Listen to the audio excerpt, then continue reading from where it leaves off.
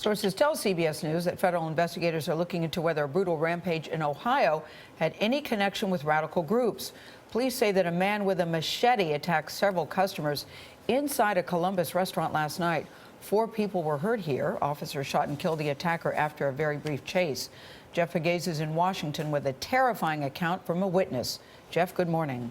Good morning. CBS News has learned that investigators have identified the suspected attacker as Mohammed Berry. Investigators are running down leads this morning, trying to determine if the attack is somehow tied to terrorist organizations. He came to each table and just started hitting them. Witnesses described the bloody scene at the Middle Eastern restaurant Nazareth in Columbus, Ohio last night.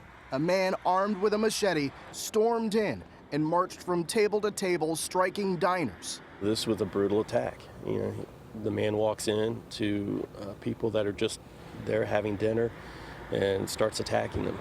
Karen Bass was there. There were tables and chairs overturned. There was a man on the floor bleeding. There was blood on the floor. It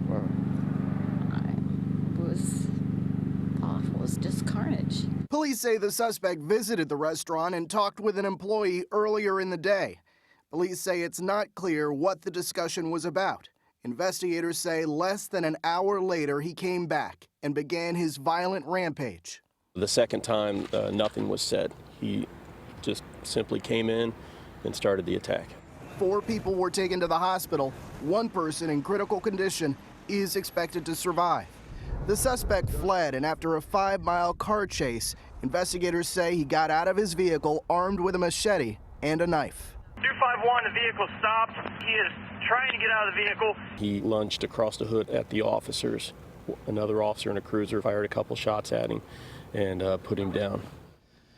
The suspected attacker has a Somali background, and officials believe he may have traveled internationally to Dubai in 2012. It is still early on in this investigation, but this morning, law enforcement is concerned that this incident has the hallmarks of the type of lone wolf terrorist attack that they have been working to stop. Nora? Scary indeed. Thank you so much, Jeff.